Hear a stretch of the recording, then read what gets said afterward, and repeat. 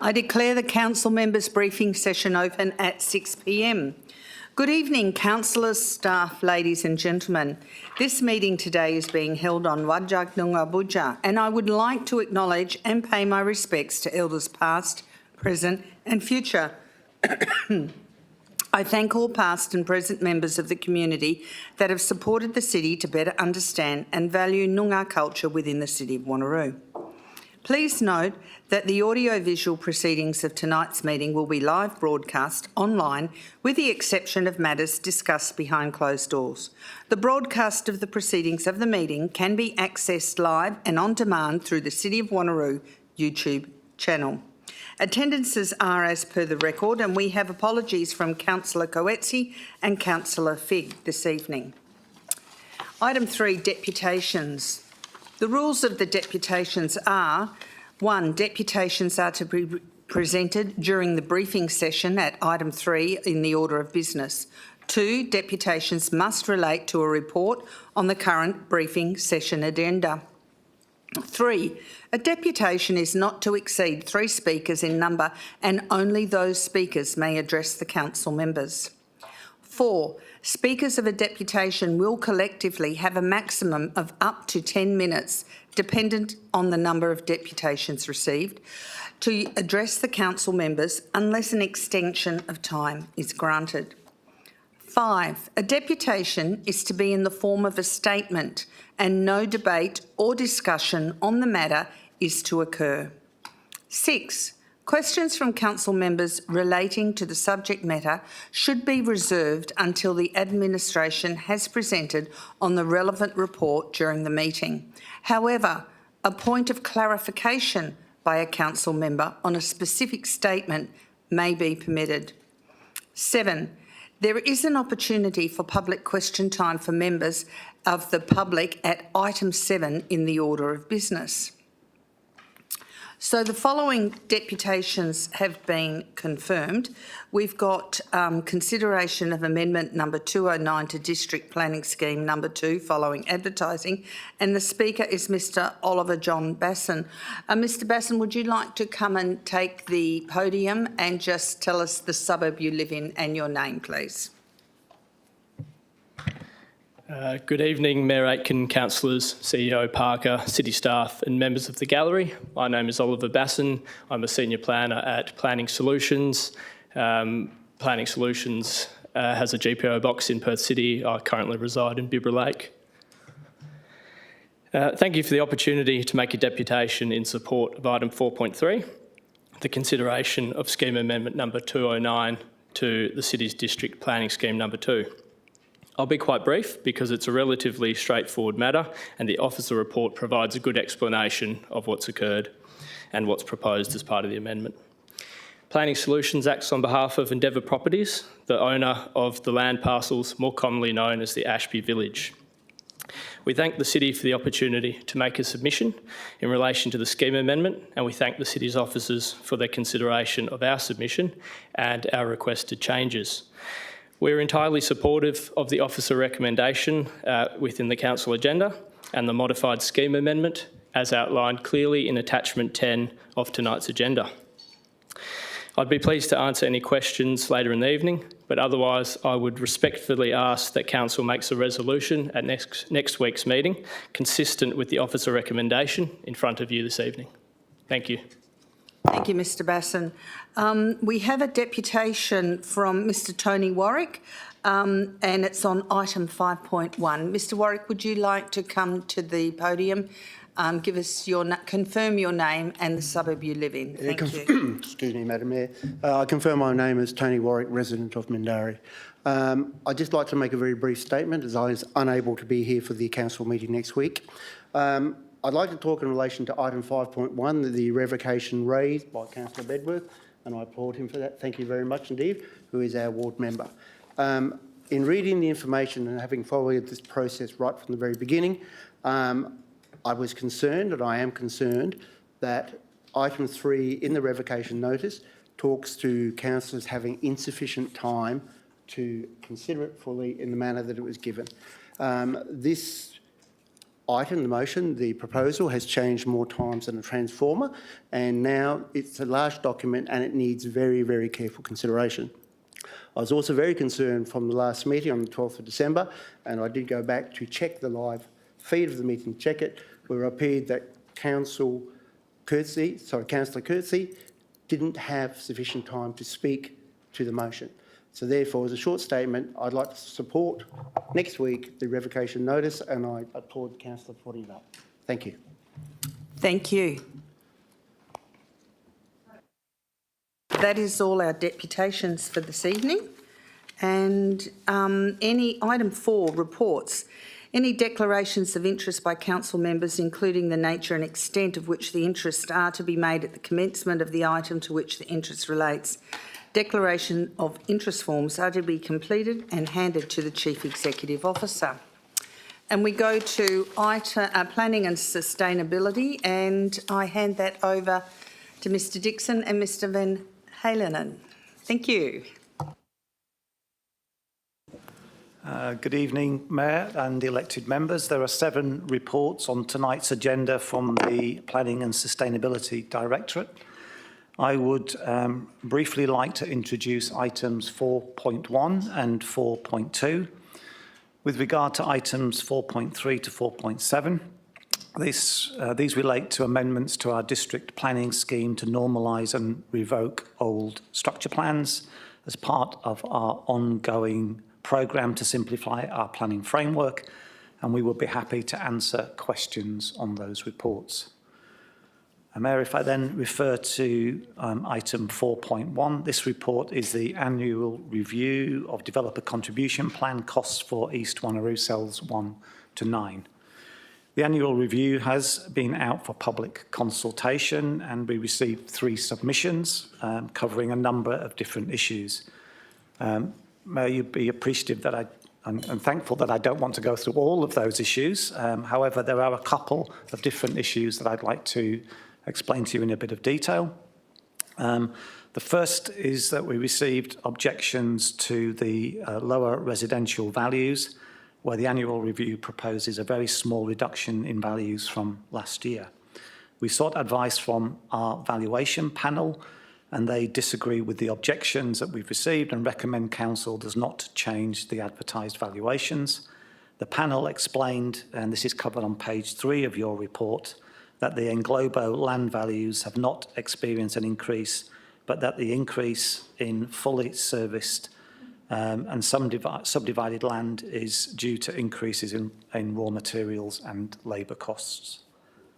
The second issue relates to the infrastructure cost per lot for Cell 2, which is Sinagra and includes the old Ingham's chicken farm. Council previously approved Amendment 200, which changed the estimated lot yield for Cell 2 from 9 dwellings per hectare to 15 dwellings per hectare. This change results in more lots being estimated for the remainder of the development in the cell, which is realistic given the smaller lot sizes now being delivered. It also results in a reduction in the infrastructure cost per lot for future development. When Council considered Amendment 200, it was made clear at that time that there would need to be a reimbursement to previous contributors, as well as a reduction in the infrastructure costs for future developers, so it's fair and equitable for past as well as future contributors. There is no methodology in our scheme on how this should occur. The approach that administration is recommending is the same approach we have used for reimbursements for Cell 1 and for Cell 9. The methodology we recommend uses actual contributions already paid, plus estimated remaining income from future subdividers at the current rate to determine the total estimated excess funds at full development. We then divide the estimated excess funds between previous and future contributors. Previous contributors receive an estimated return of just under $8 million, that's in total, and future contributors receive $8.2 million, which is applied as a reduction in the infrastructure costs per lot from the current $26,800 to $20,800, a saving of $6,000 per lot. Now, I appreciate it's quite a complicated issue in terms of how we've gone about that approach, but we're confident that it's the right approach that is fair to previous contributors as well as future contributors. Mayor, I would be happy to answer any questions on this report. Thank you, Mr Dixon. Councillors, does anyone have any questions on this item? Yes, Councillor Miles. Yeah, thank you, Mayor. One of my favourite subjects, DCPs. Just to go over a couple of the points in the report, which is obviously fulfilled with information. One of the questions, I guess, that was brought up with me recently was that we approved for it to go out for advertising at our council meeting in October, the 10th of October, I think it was. It didn't go out for advertising for about a week after that. So I guess I'm just trying to understand whether or not you could just inform myself or council, what is the process internally once we approve for it to go out for advertising? Because I'm assuming that once a report comes to us, all of the background is done and it's just a matter of pushing the go button for advertisements to be submitted to the relevant networks or papers and what have you. Can you just give us an update on how that part of the process works, please? Thank you, Mr Dixon. So on page 2 of your report, it does explain the consultation process. So part of that process, including advertisements in Perth Now and the West Australian, and letters to affected landowners and putting information on the city's website. So that takes time. It's not an immediate process. Obviously, we anticipate that council will support administration's recommendation and prepare as much of that information, but we don't obviously press the go button until the Wednesday or Thursday after council's decision's made, and it just takes a little bit of time to make sure we meet the advertising timeframes for the Perth Now newspaper and the West Australian. So that's typically why it takes a little bit of time following the council's decision. Thank you, Mr Dixon. Any other questions? Councillor Bedworth. Thank you, Mayor. Mr Dixon, if I just draw your attention to page 39 of the report there, within the recommendation section, you've got that. It's just, I suppose it's a point of inquiry on my own part here, that previous recommendations refer to ELYs, whereas this one is measured in a square meterage. And I'm just wondering why that's the case. Mr Dixon. Thank you for the question. There's 2 cells in the 9 complete cells for East Wanneroo. 2 of those cells are for industrial land. For the industrial land, the lot sizes vary quite significantly, so we apply a square meterage rate, so it's fair to all those that are to develop, as opposed to the approach to residential lots, which is on a per lot contribution. Thank you, Mr Dixon. Any other questions? Councillor Miles. Yeah, thanks, Mayor. Just on the page 2, Mr Dixon, under the consultation, and I just wanted to clarify this. You've got the city advertised the proposed land value for a period of 28 days, and then the revised sell cost for a period of 42 days. Are they done together at the same time, or are they done one after the other, which would amount to 70 days? Mr Dixon. So as best as we can, we do that concurrently. Obviously, one of the periods is for a longer period than the other, but we do as best we can to undertake that concurrently and not sequentially. Thank you, Mr Dixon. Any other questions on this item? Councillor Miles. Thank you. The other question, which you've articulated quite well in the report, and that is the time frame for when the evaluation of the land is done. And in this case, it was done some 6 months prior to council approving for the valuation to go out for public comment.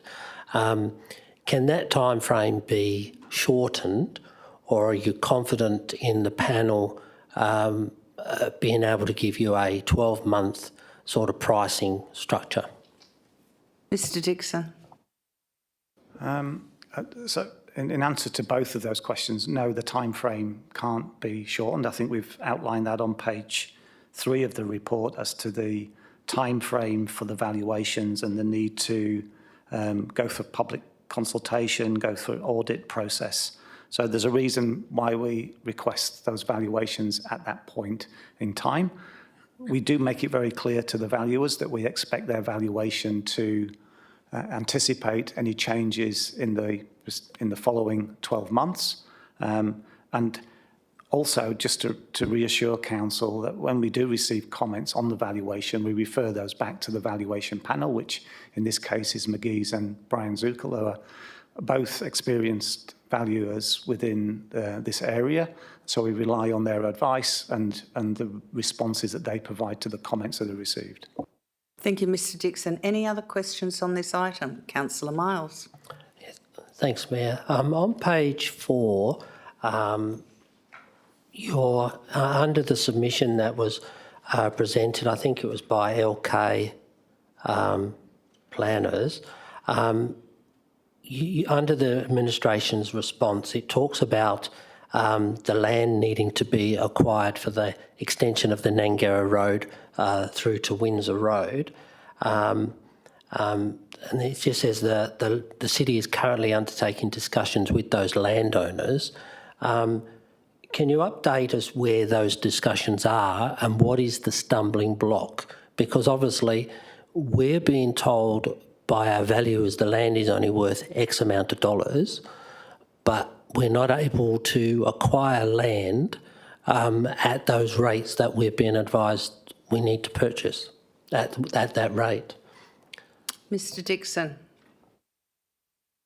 That is a detailed operational question that you've provided. I will take that on notice and seek advice from our property section in terms of the negotiations to acquire those areas of land. Thank you, Mr Dixon. Any other questions on this item? Councillor Miles. Yeah, thank you, Mayor. Just with regard to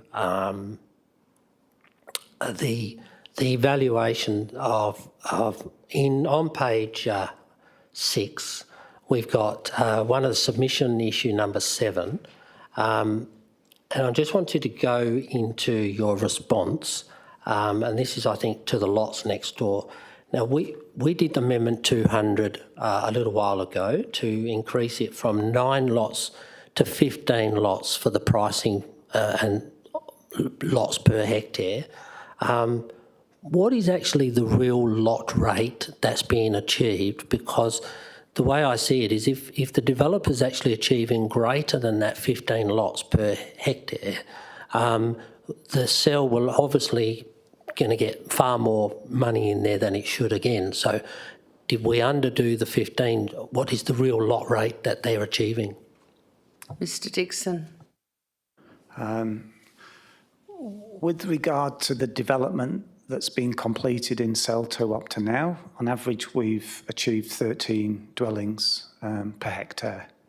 We anticipate that will be slightly higher for the remaining areas to be developed, which is primarily Stocklands.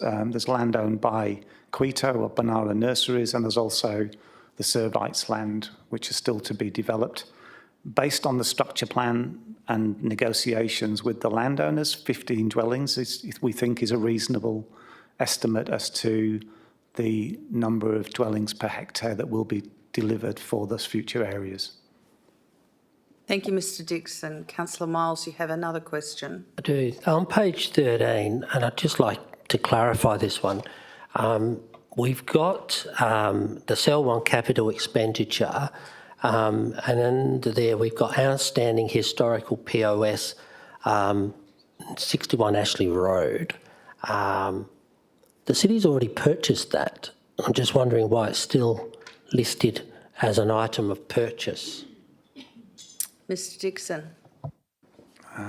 Through you, Mayor. So at the start of the process, I think for the annual review, which goes back some months, that I understand that wasn't acquired at that point, but has subsequently been acquired.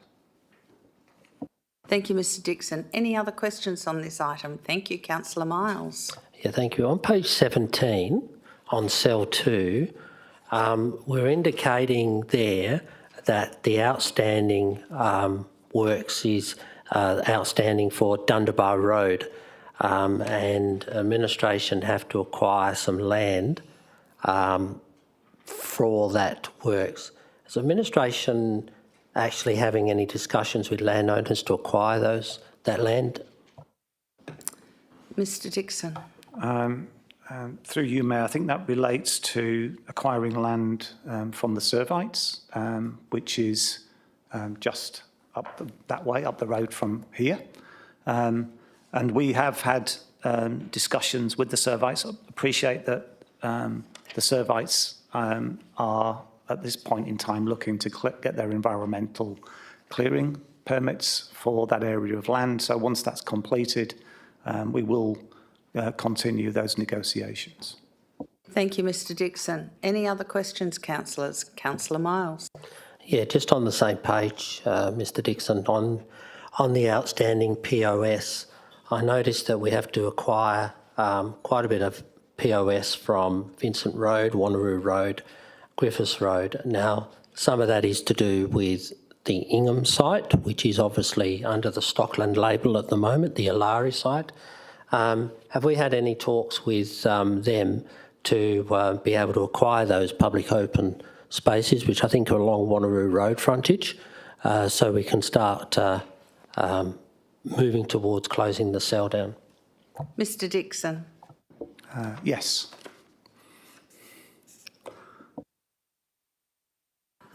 That's a good answer. Any other questions on the yes? Councillor Miles.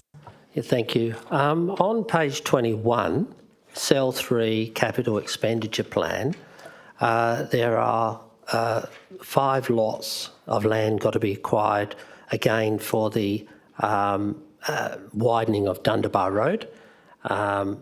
Now, I notice you have it in the 24-25 budget, and you've allocated the correct or the right amount of sums for each of those lots. Has all of those 5 owners actually received any correspondence from the city to acquire that land, or has somebody knocked on their door? Mr Dixon.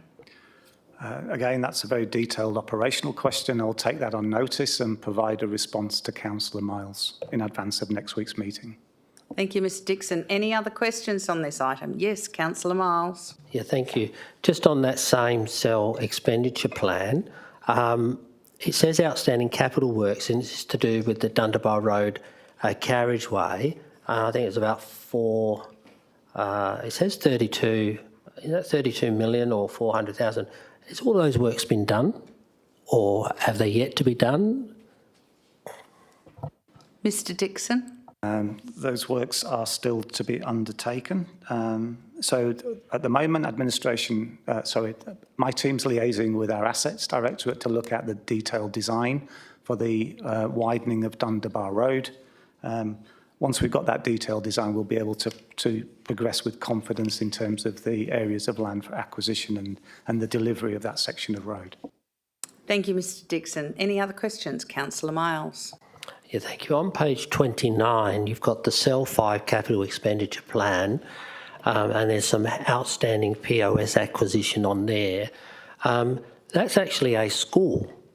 So are we buying land from the school for a public open space? Mr Dixon. My understanding since the preparation of the report and the advertising that area of land has now been acquired, it relates to an area of historical public open space. So many years ago, when rural subdivision occurred, some landowners gave up land as public open space as part of that subdivision at that time. They get a credit for giving up that land for public open space, and that's what this historical area of open space relates to. As I said, my understanding is that land's now been acquired. Thank you, Mr Dixon. Any other questions? Councillor Miles. I guess just with my question, I guess, to the administration, so my understanding is from an operational point of view, you're saying that it's our property team that does the acquisition of property required, or is it done by your team? Mr Dixon.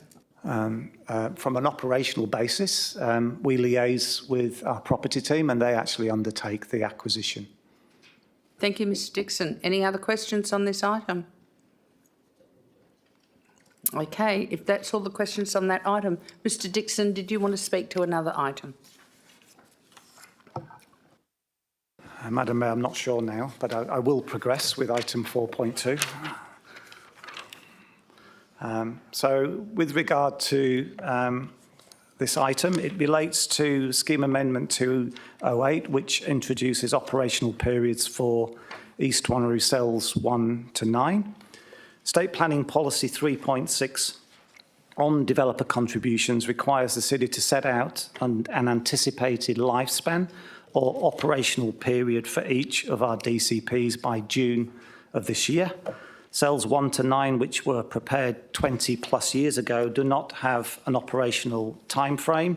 So we prepared Amendment 208 to our scheme to set out anticipated time frames.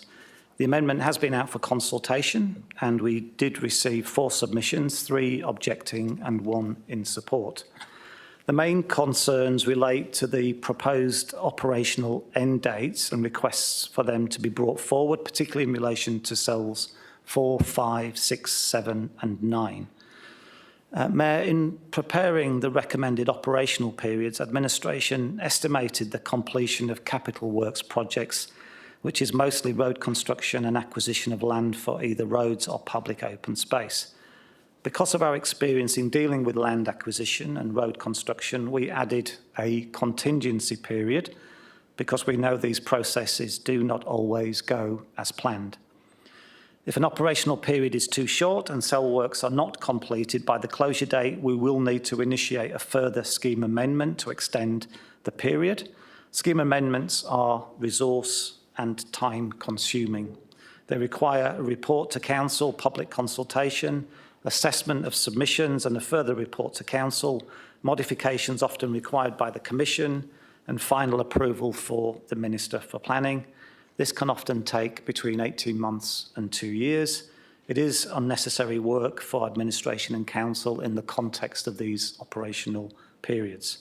Administration is keen to close these cells as soon as possible and is already doing a lot of work to bring forward acquisition of land for public open space and road construction, as well as building the roads. We would be looking to start the process to close cells 1 and 5 this year, because those cells we've acquired now pretty much all of the open space. The infrastructure works have been completed and the cells are close to fully developed. To expedite the process of delivering infrastructure sooner, this will involve, if we were to exercise the process of delivering infrastructure sooner, it would involve compulsory acquisition, which is something administration would strongly urge council against. We have sought to compulsory acquire land in the past, and it's not been a good experience, and it often involves legal challenges through the courts, increased legal costs, and invariably paying significant more than the assessed value in the DCP. Mayor, for these reasons, administration is recommending you do not change the operational period as advertised, and I would be happy to answer any questions. Thank you, Mr Dixon. Any questions on this item? Councillor Miles.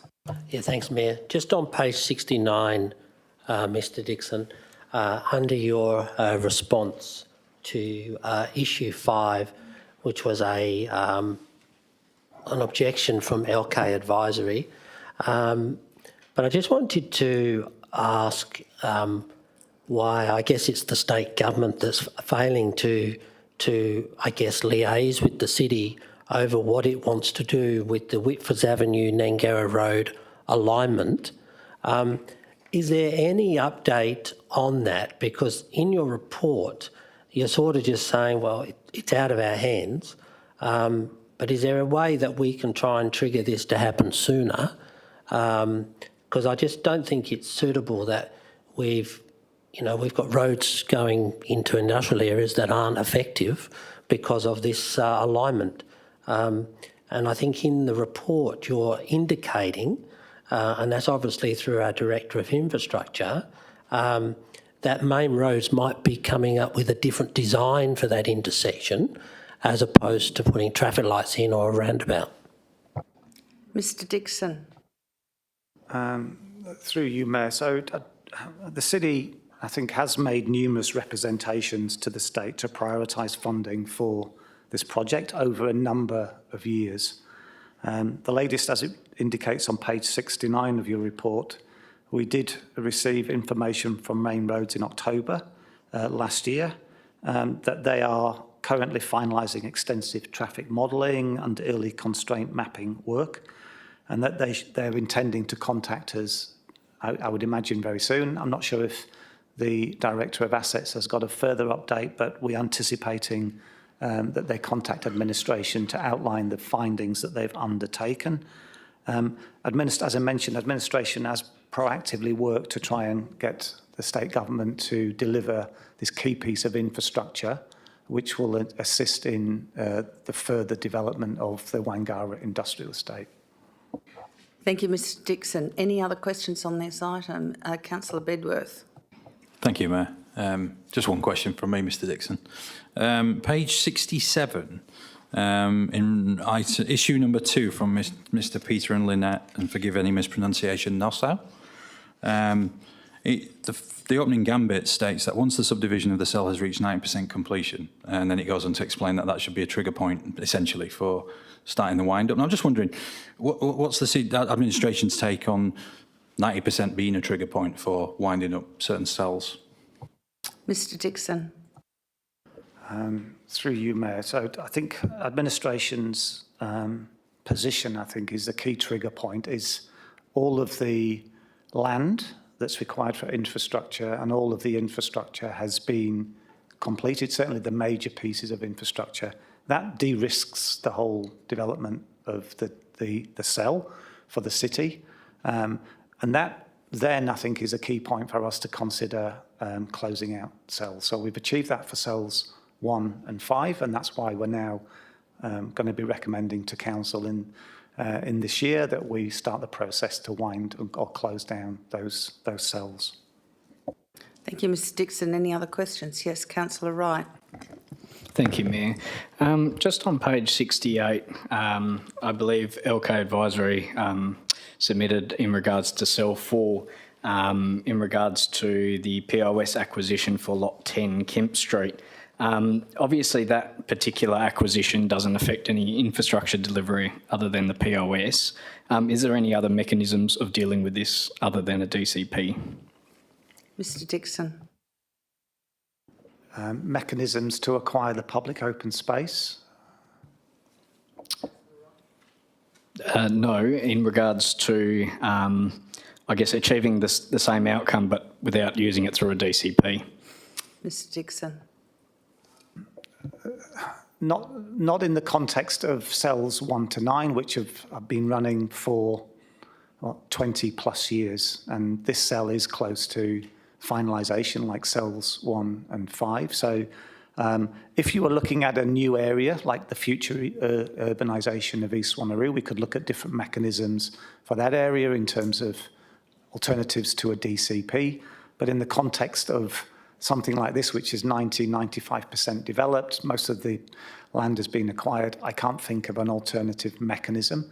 I do note that with regard to the Kemp Street site, we weren't anticipating any subdivision, but we understand that the landowner has now initiated the process for subdivision, so that may come forward sooner than we anticipated.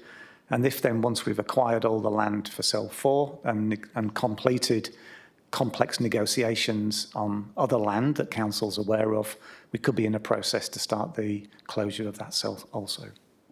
Thank you, Mr Dixon. Councillor Wright. That's great news. Just another question, and I think you mentioned in the previous item for cell 3 in regards to Dundebar Road, and you talked about the working with the assets team to come up with that design for all these infrastructure delivery projects. And I understand from the acquisition point of view, obviously that comes on to the resident in terms of when they're willing to sell or going through that process. But on the other end of that, are these projects, have they been designed or pre-designed? So when you've got that trigger point, are they not shovel-ready projects, but are they ready to go rather than us having to go through 6 to 12 months to go through design, to go through consultation? Like, are they ready to go? Because you obviously know what sites you need to acquire. You obviously have a rough idea of what the plan is. Are they ready to go in terms of design and functionality? Mr Dixon. So that's a very broad question because we've got a lot of capital works, but in the previous report, there's a capital expenditure plan. That's where we work very closely with both our property team and our assets team to anticipate and plan for when the infrastructure is likely to be delivered based on subdivision, based on land acquisition. So we work in advance with the assets team to anticipate when that's likely to occur and then ensure they program through the capital expenditure plan the programming of the design for the infrastructure, so we've got a plan ready to then go ahead, and then it's part of the ongoing budget process for that to occur. Thank you. Any other questions on this item? Councillor Miles. Yeah, thanks, Mayor. Just to finalise, on page 69, just to go back to the Nangara Road issue, because it has been around for far too long, and I know administration, you said, is dealing with main roads. Has administration dealt with anybody else, you know, the local members or the minister directly? Has there been anything like that being done? Mr Dixon. Mayor, I might refer that to the Director of Assets, please. Mr Singh. Yeah, thank you, Mayor. When Council considered a report on Nangara Road, I think the report was considered twice, once in 2022 and once in November last year.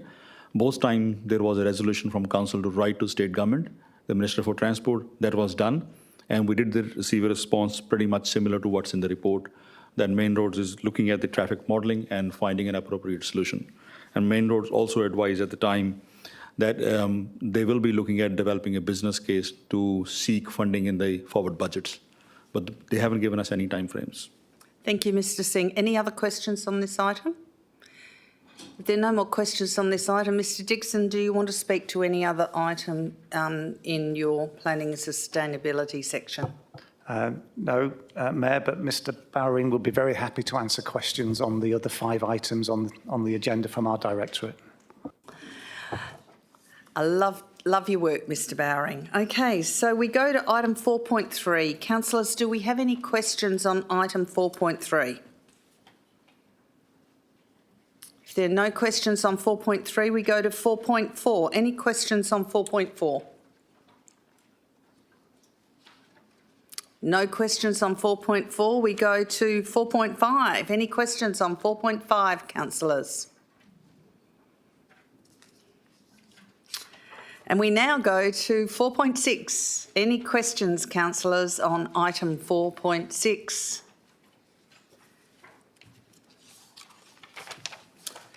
And we go to item 4.7, councillors. Do we have any questions on item 4.7? I thought you were going to get a slam dunk there, Mr Bowring. Councillor Bedworth. Thank you, Mayor. Sorry to let the side down by asking one. If I could just draw your attention to page 318, map 11. I note that there were some concerns from Main Roads in regards to some of the lots having access to Ocean Reef Road. And down in the bottom right-hand corner of the map there, have you got it there, Mr Bowring? I don't want to rampage ahead if you haven't got the map in front of you. Yep, lovely. Yeah, just down the bottom right there on the very bottom map, you can see that there's a bunch of lots there zoned R40 which seem to butt right up to Ocean Reef Road. Is there anything in that that's going to address those concerns about those lots not needing access to Ocean Reef Road? Mr Bowring. Thank you for the question. Yes, so there's a number of issues there. The main thing is it's a controlled access road, so there should in principle be no access anyway. That'll be a position from Main Roads and the Department for Planning. So the requirement will be that they would be accessed off the lower order roads from Shiraz Boulevard. So the design of any development in there would be to have access from Shiraz. Thank you. Any other questions on this item? If there are no other questions on this item, thank you, Mr Dixon and Mr Bowring. We now go to assets. Thank you, Mr Singh.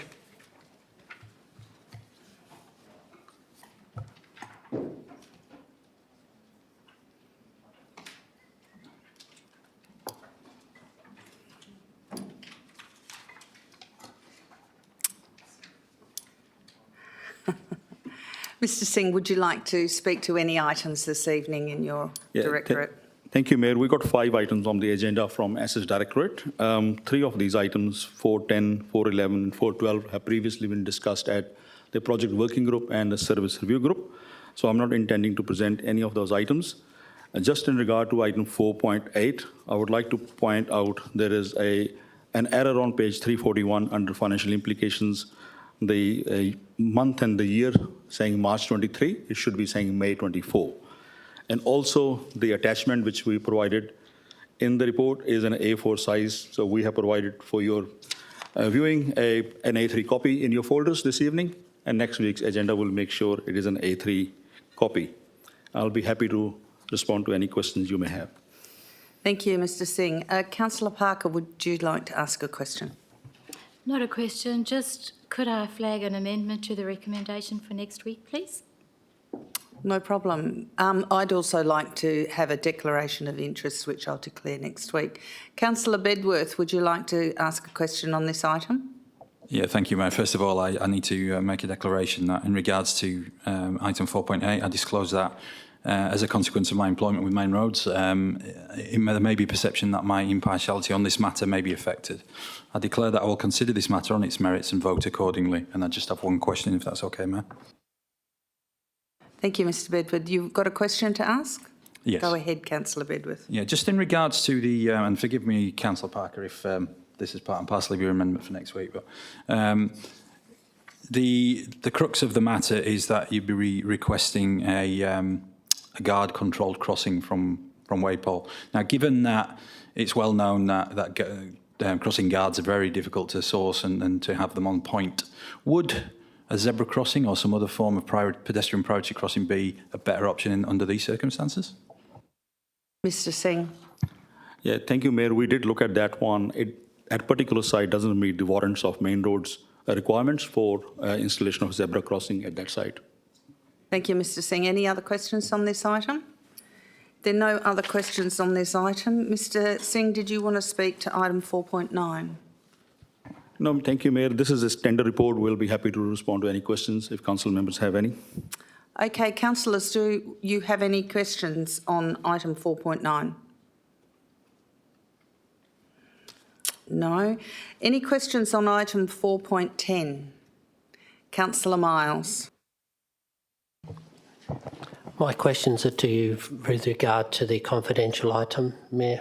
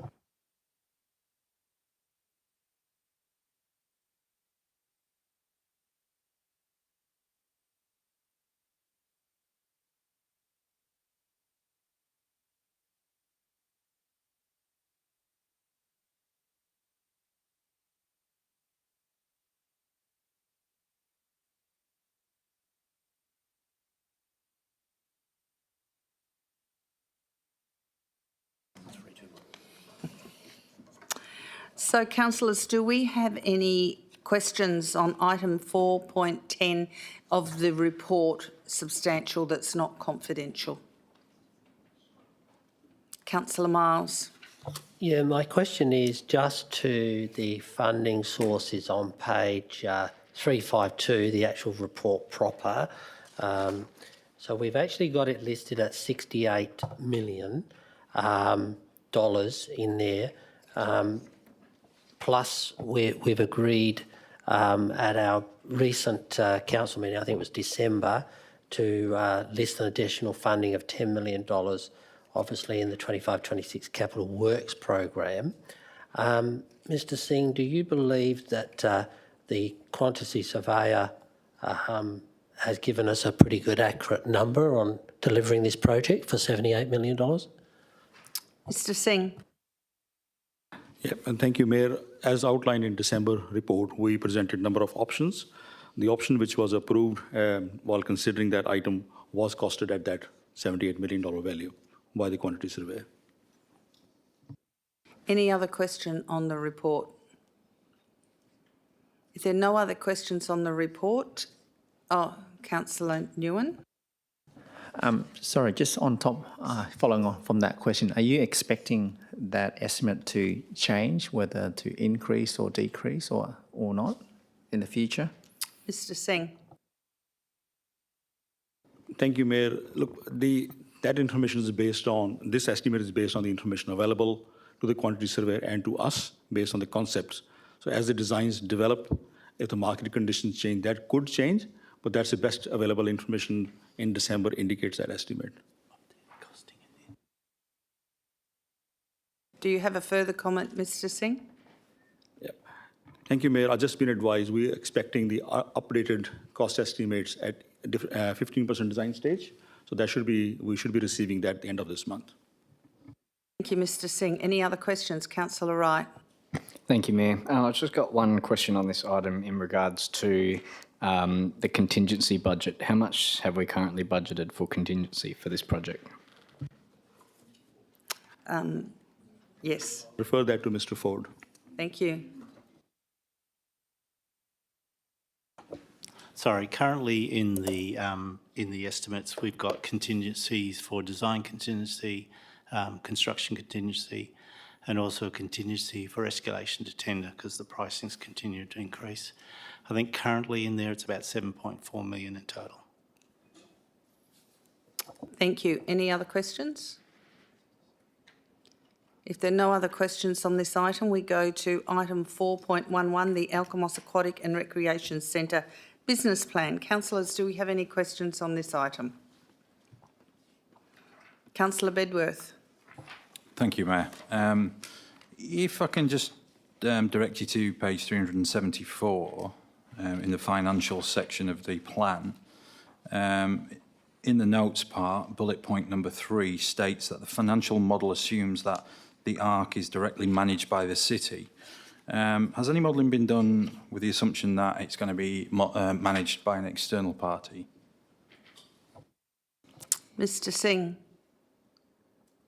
Yeah, thank you, Mayor. At this point in time, that decision hasn't been made. So we will obviously look at that decision in due course. But for the sake of this business plan, that's the assumption made. Thank you. Are there any other questions on this item? Councillor Seth. Just referring to page 384 in regards to disconnected streetscapes. Am I on the right item? Oh, sorry, I've jumped ahead. Sorry. Okay. Again. Any other questions on item 411, the Alkimos Aquatic and Recreation Centre Business Plan? Councillor Miles. Yeah, thank you, Mayor. Just to go on from what the Director was just saying with regard to the possibility of having an external company, an independent person run the facility, at what stage does administration believe that they may put that out as an expression of interest? Mr Singh. Mr Clem. Thank you, Mayor. If the city was to appoint an external manager of the facility, we would probably want them in place 12 months prior to the opening of the facility. So we would work back from that date in terms of the tender process and developing the tenders and all that kind of thing. So the intent would be, if the city was to go down that path, to appoint a successful contractor 12 months prior to the opening date of the facility. Thank you, Mr Clem. Councillor Wright. Thank you, Mayor.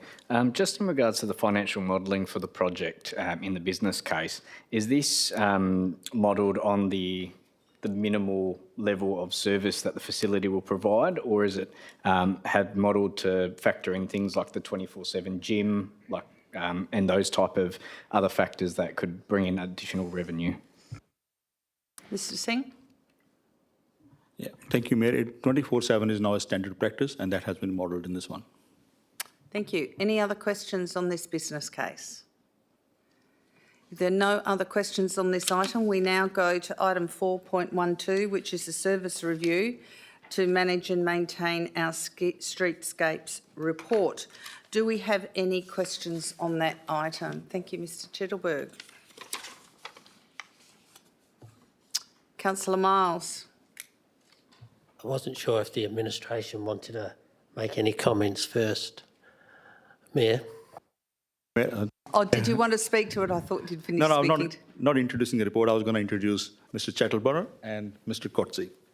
Thank you. Councillor Miles. Yeah, thank you, Mayor. Look, it is an excellent report, and it's pretty much what some of our briefings have gone to. The one question that I forgot to ask once before, and I have looked in this report, a question that has come up from a couple of community meetings that I've been to recently, the people have asked, or some residents have requested, when do we do street sweeping? I don't know if we have our own trucks for that or what, but have we scheduled for street sweeping as part of the streetscape review? Mr Singh. Yeah, thank you, Mayor. General street sweeping for our road network is done on a proactive basis. We don't do all streets depending upon the hierarchy of the roads. We do majority of the streets, plus we do some streets on demand. We have only one street sweeper of our own. The rest is all contracted out through external contractor. Thank you. Any other questions on this item? Councillor Miles. I guess just a question on it. Would street sweeping then maybe fall under our waste services part of the component as opposed to parks? Mr Singh or Mr Chittleberg? Through you, Mayor, street sweeping is currently undertaken by our asset maintenance team. It involves just not the actual physical sweeping of the street itself, but also the drainage network as well, through vacuuming and e-ducting. So it's a service as part of the wider drainage network outside of the physical road itself. So it's managed through our assets maintenance team. Thank you. Councillor Seif, you have a question.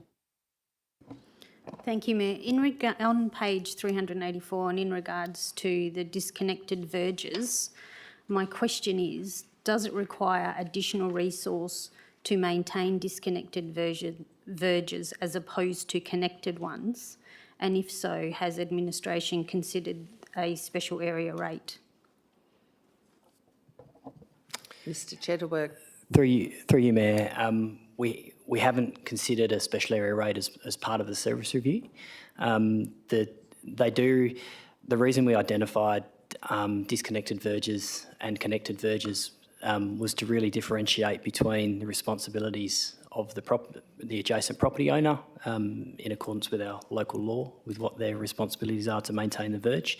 The disconnected verges are more of an issue in our newer suburbs and street layout, where they form part of a streetscape where the house sits on a retaining wall, or, back behind a retaining wall, or they're part of a rear-loaded property where we've got a laneway at the back. So the residents aren't associating that verge as part of their streetscape.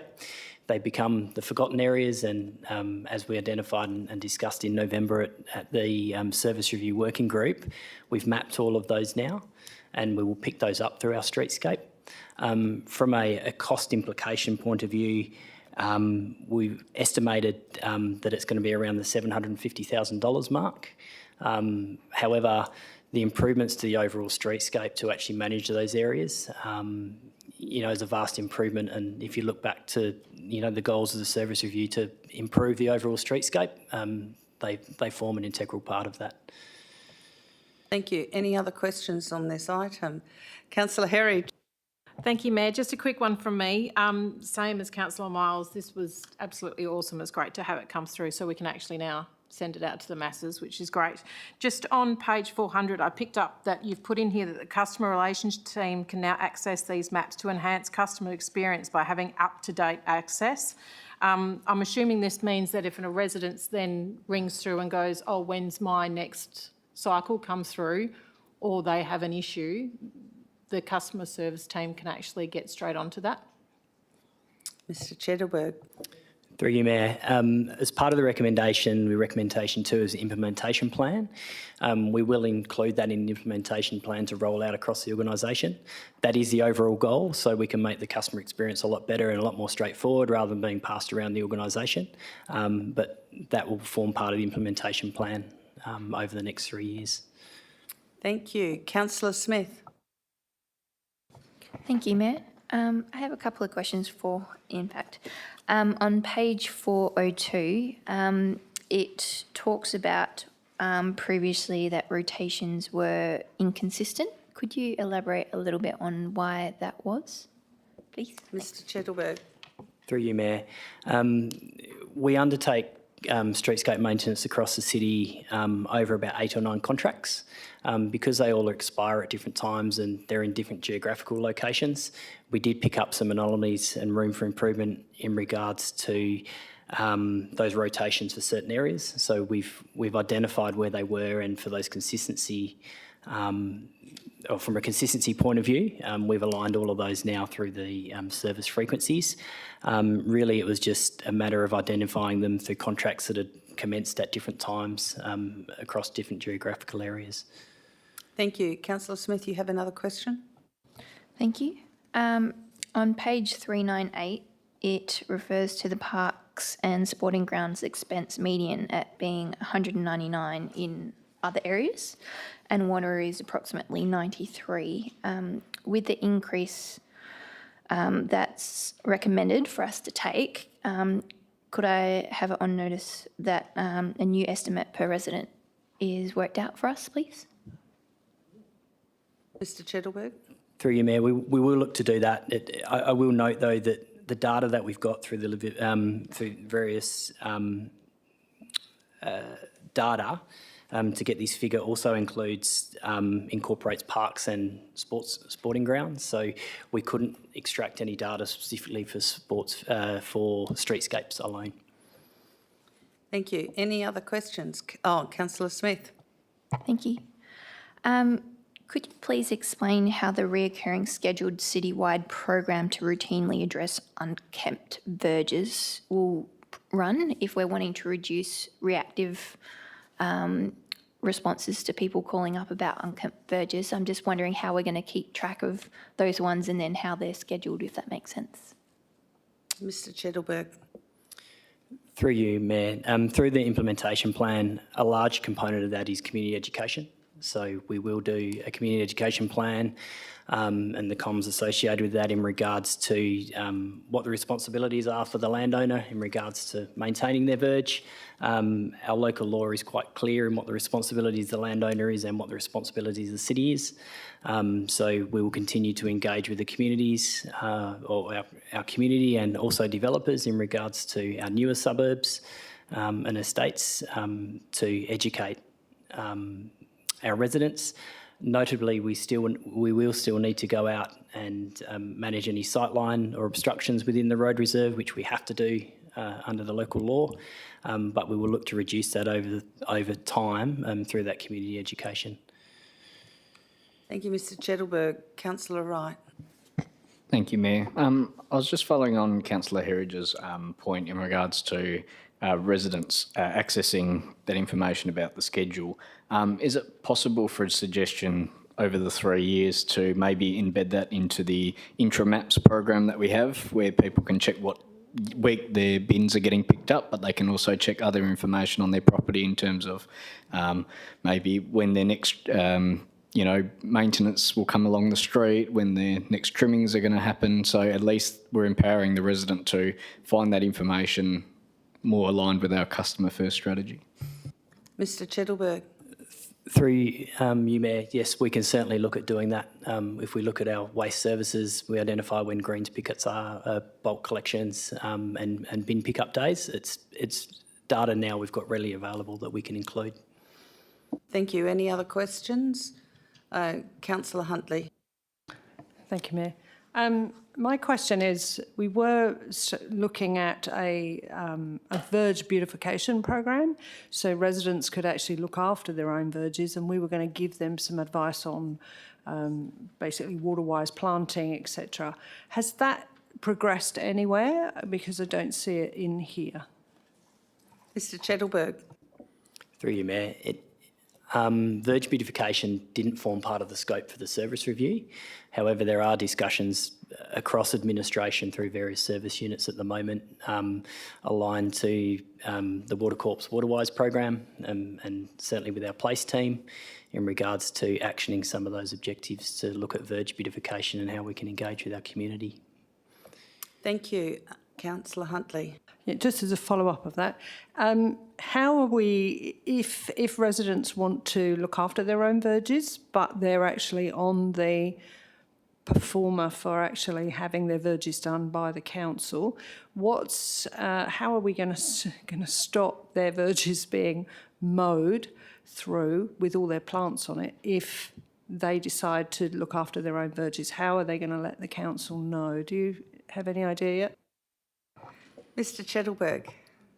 Through you, Mayor, we are aware of a few residents at the moment, and we have some very proactive residents down in Hocking that we engage with and work with in regards to not only their own verges but other verges within their street that they've taken ownership of. So once we're aware of where those people are or through ongoing communications with our contractors, we will reach out to those people and work with them.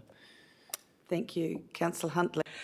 Just a quick follow-up. So if residents get in touch with Parks and Conservation, they can actually register that they would look after their verge. Is that correct? Mr Chettleberg. Through you, Mayor, we would need to look at the legal ramifications of working within the streetscape itself. We have clear guidelines on our volunteer program, and we would look to engage them through our current procedures, but being mindful that a streetscape environment is a living, working environment where we need to abide with the WHS laws, but we will work with the community to see how we can facilitate what they would like to do in that space. Thank you. Councillor Smith. Thank you, Mayor. The report mentions that there's no correlation between service frequency and community satisfaction. I think that's been found through the livability report. I was just wanting a little bit more elaboration about that, just in the context of my experience with people. One of the biggest issues, which is why it was part of the service review, was a lot of complaints about residents who'd lived there for a significant amount of years seemed to perceive a reduction in the amount of maintenance of verges, and they were very dissatisfied. So I'm just wanting a little bit more explanation around that point from the report. Ms Chettleberg. Through you, Mayor, the data that we received through the livability survey, whilst it was, we had to extract what data we could to get the findings, where it comes drilling down to actual streetscapes and satisfaction around those. We had to make several assumptions on the data that was available through the livability survey. So we came up with the best assumptions that we could to support that. You're right, we are aware that there's a dissatisfaction and a disconnect to a certain degree in regards to residents, what they perceive the level of service should be and what we provide. As part of the communication that we need to do, it's clear that we need to engage early with our developers. We look at the level of service that developers are providing within their estates when they're still under their control are a lot higher than what the city has. So we're working hard with our colleagues in planning and sustainability to engage with those developers and find some common ground and how they taper down their maintenance to the city's agreed service levels, which we've recommended in through this service review, so that we don't have a large decrease in service levels or a change in service levels when those areas come across to the city. Thank you. I think Councillor Miles had his hand up first. Did you have your hand up for a question? Yeah, thanks. Just a quick one on the streetscapes, because obviously most of us councillors from one time or another always get asked about it. But even last week at the AGM, several questions were posed to us about the streetscapes when it comes to the trees and the planting of trees. Is it possible, going on from what Councillor Wright was saying, that we can place those trees on the mapping system that are publicly available, so they're geo-mapped in the locations? Mr Chettleberg. Through you, Mayor, we do have probably around 60% of the city or the suburbs across the city mapped now on a layer on GIS. I'm not an IT person, but we can certainly look how we can make that data available to our community. Thank you. Did you have another question, Councillor Miles? Councillor Nguyen, did you have a question? Yes, just in relation to residents' dissatisfaction in relation to the street verge maintenance. I have residents that take matters into their own hand and actually,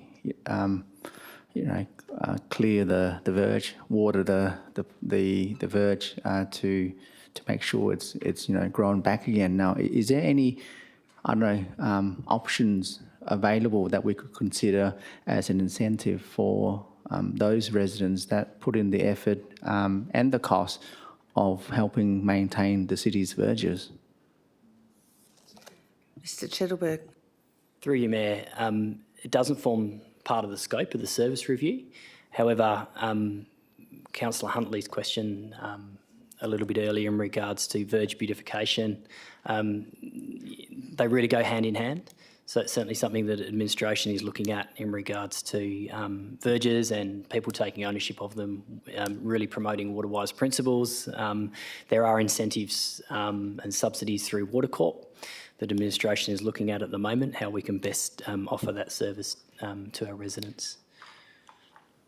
Thank you. Any other questions on this item? Councillor Nguyen. Just one more, just on page 384, under the heading Future State, the third point down, with the paragraph ending with commercial and residential property verges, is that intended to say anything further?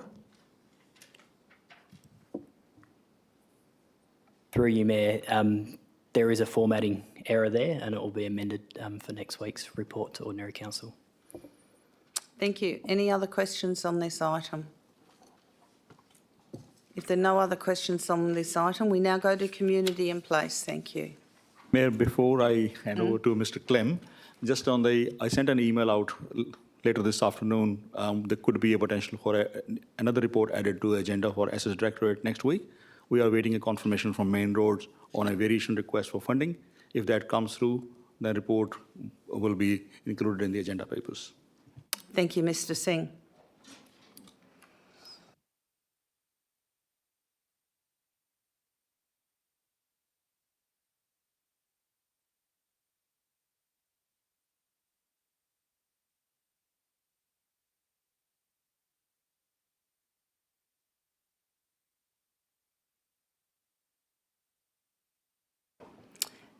Thank you, Mr Clem. And Ms Russell, would you like to speak to any of these items? Thank you, Mayor, and good evening, council members. There are two reports from the Community in Place Directorate on the agenda tonight. Both of them relate to petitions. I will briefly introduce each item and then happy to take some questions. Item 4.3 relates to a petition received by the Anship Community Men's Shed, and that was received at the October OCM 2023. The report relates to, the petition requests the city, along with the federal government and the state government, to look for land for the Yanship Community Men's Shed or for a facility for the group to operate from. And the petition notes that their current lease in their current premises is scheduled to finish in February 2024. Just as an update to that, we have since been advised by the group that that lease expiry is actually in April 2024. So we have met with the group on a couple of occasions since the petition came to council. You may recall when it did come to council, the group also requested the city give consideration to purchasing a commercial property for the group to operate from, and that property was in Stevenage Street in Yanship. So the city administration undertook due diligence regarding that particular property, and for various reasons that wasn't considered a viable option, and one of those being that it wasn't consistent with the city's strategic land policy. We've also undertaken further investigations of other sites which we have previously looked into, and so most of council would remember that this item's been around for a while in trying to find a location for this group. So this administration had undertaken investigations into quite a few sites in the Yanship area previously, so we did reinvestigate all those sites. We have continued some advocacy to other agencies. We've spoken with, written to developers in the area, and spoken to federal politicians, the member for Pearce as well. So administration has undertaken additional work since the petition was raised in an attempt to, I guess, identify a solution. Nothing has become immediately available at present. However, the report does recommend ongoing advocacy and investigation and ongoing meetings with the Yanship Community Men's Shed to continue to try and find a solution for this group. Happy to take questions, Mayor. Thank you, Mr Clem. Are there any questions on this item? Councillor Bedworth. Thank you, Mayor. Firstly, can I say what comprehensive hard work looks like has gone into trying to help resolve this. I'm just keen to know what level of assistance that the Australian Men's Shed Association has provided to the group in trying to resolve this problem for them. Mr Clem. Thank you, Mayor. The CEO of Men's Shed WA is in regular contact with the Yanship Group. The organisation has provided them with assistance with strategic planning, small grant opportunities, and advice regarding diversifying their service offerings and increasing their membership. And the CEO of the WA Men's Shed has also offered support to the city as well by attending meetings for both parties. So that offer of support still stands from that state association. Thank you. Any other questions on this item? Councillor Huntley. Yeah, can I ask the big question? What happens in April 2024 if we don't find them anywhere? Mr Clem. Thank you, Mayor. So our last conversation with the group on Friday, we asked them what they were aware of in terms of their future tenure at their current site. They haven't had a formal notification from their landlord about what is going to happen next for them, but we have made ourselves available to meet with the group as soon as they've heard from their landlord to discuss what options might be available at that point in time. Thank you. Any other questions on this item? Mr Bedworth. Thank you. Councillor Bedworth, I should say. Sorry. Either's good, thank you, Mayor. I suppose following on from Councillor Huntley's question then, what's the options in regards to maybe co-locating with the Quinn's shed or merging? Mr Clem. Thank you, Mayor. We have reached out to the Quinn's Men's Shed to, I guess, test their appetite for such a consideration. They are a very busy men's shed, and they've indicated at this stage that that's probably not, a merging option's probably not available at this point in time. Thank you. Any other questions on this item? Councillor Neal. Sorry, can you clarify, because in the report on page 410, you indicated that the men's shed cannot secure their current premises beyond the lease term, so which seems to indicate that they are going to having to vacate rather than the option is open for them to stay there with their existing landlord. Mr Clem. Thank you, Mayor. Perhaps that wording is a bit misleading. Maybe we'll change that for next week. Their tenure at the site is not known, so it's not a given that they won't be offered ongoing tenure there. So perhaps we'll update that wording for next week. Thank you. Any other questions on this item? Councillor Miles.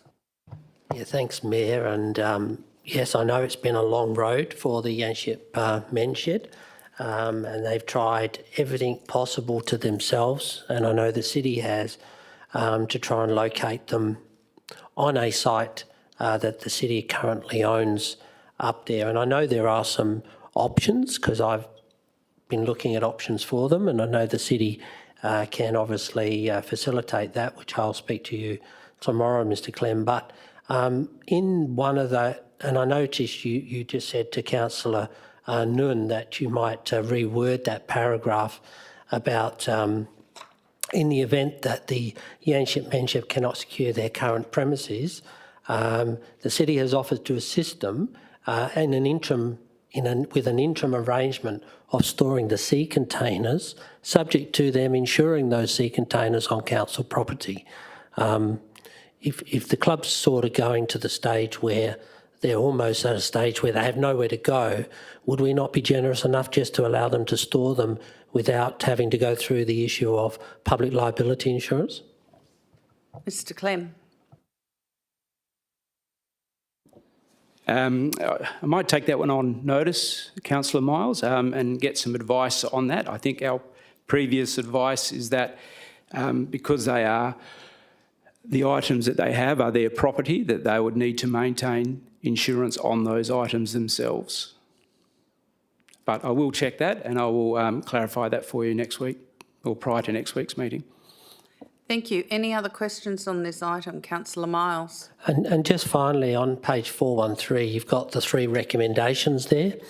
Number 3 advises the lead petitioner of council's decision. What is council's decision? Mr Clem. Thank you, Mayor. So, council's decision is to endorse, as noted in recommendations 1 and 2, to endorse administration continuing to advocate and investigate endeavours in relation to the petition, and that administration will continue to provide regular feedback to the group. Councillor Miles. Just a foreshadow amendment, please, Mayor. Thank you. Any other questions on this item? If there are no other questions on this item, Mr Clem, would you like to speak to item 4.14?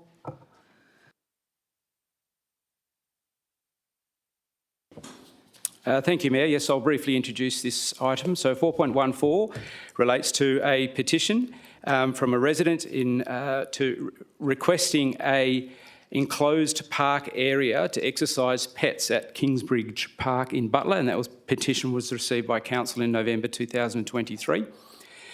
So administration has reviewed the suitability of the site and suggests that it is not suitable for an enclosed dog exercise area for the reasons that are listed in the report.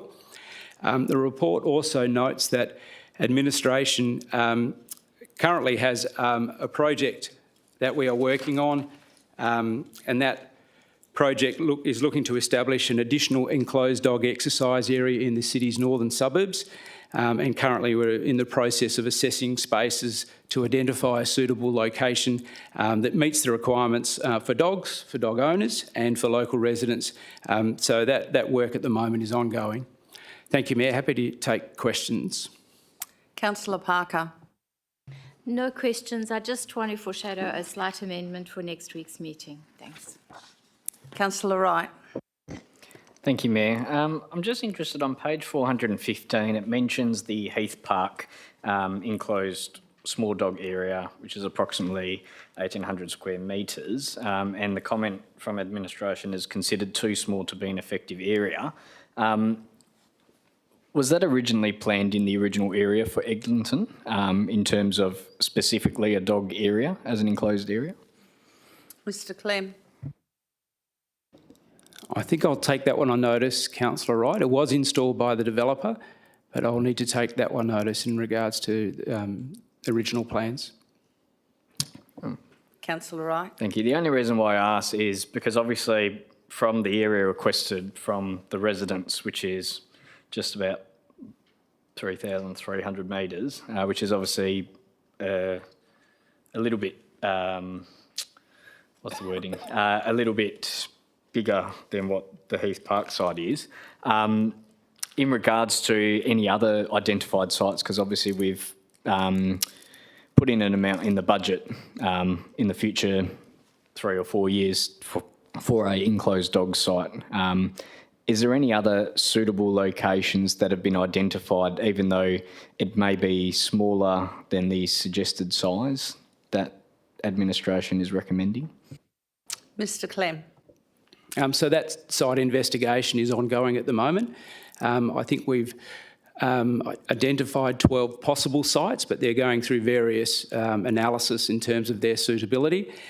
So we're still in that analysis. So we'll be able to bring that item back to council for consideration about a suitable location for a dog park in the northern suburbs. That item will be coming back to council later in the year. Thank you. Councillor Bedworth. Thank you.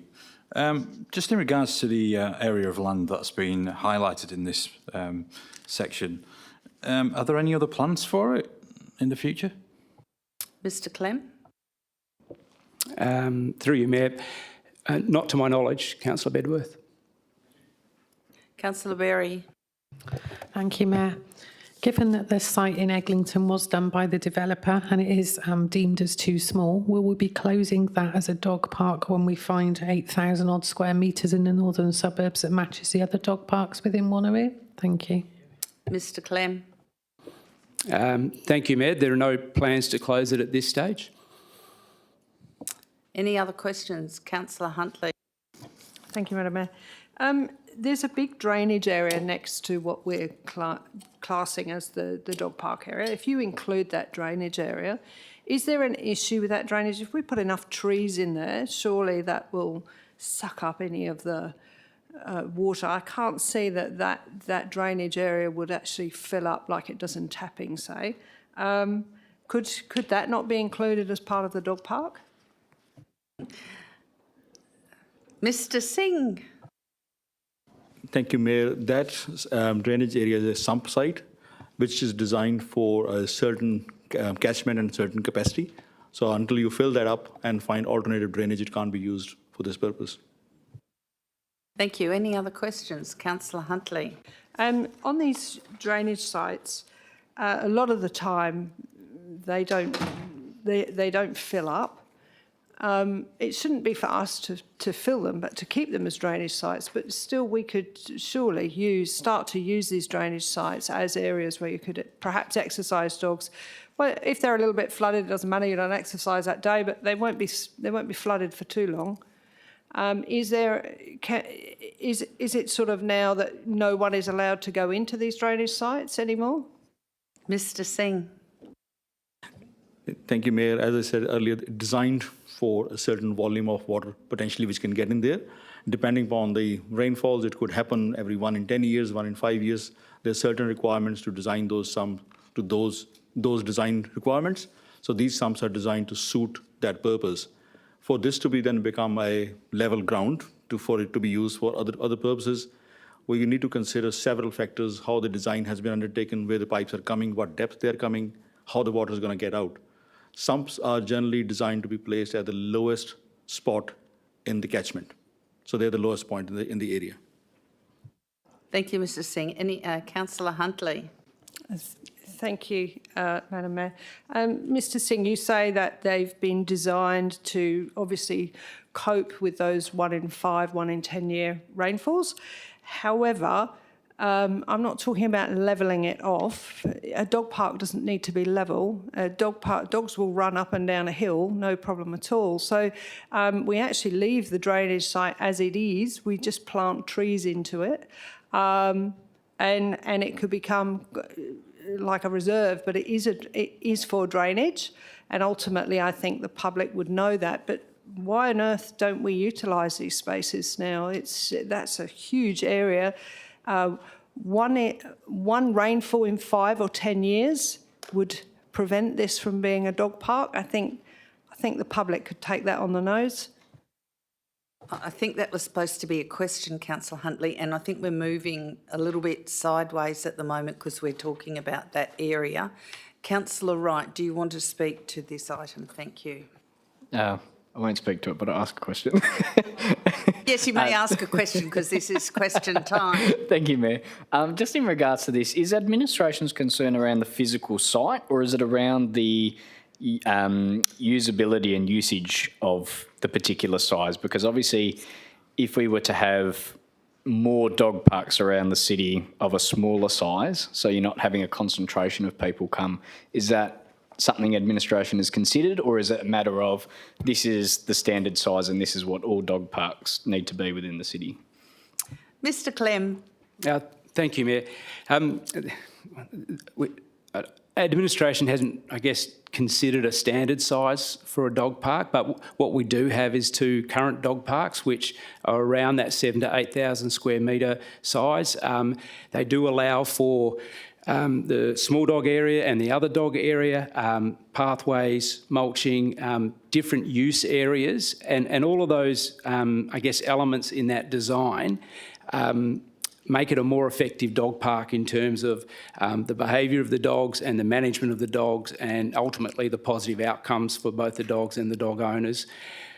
So based on that assessment, we don't think that's achievable in a 3,300 square metre site. Thank you. Any other questions?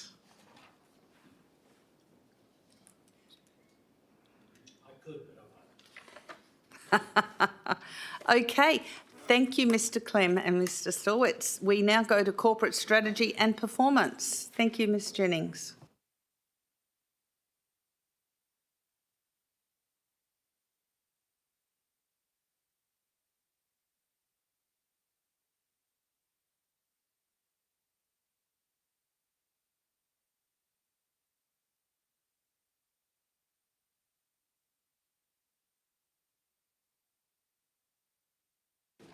Thank you, Ms Jennings.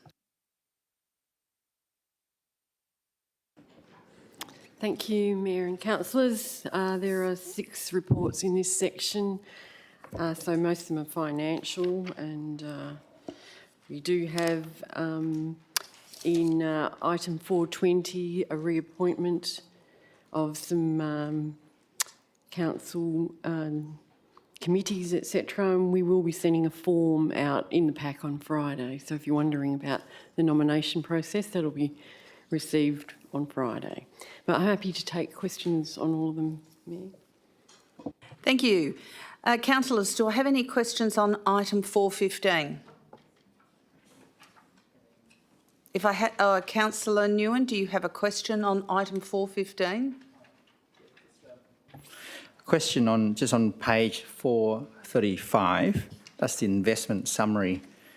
It's got the table of all the interest rates that we earn from the investment, and we spread out over different banks.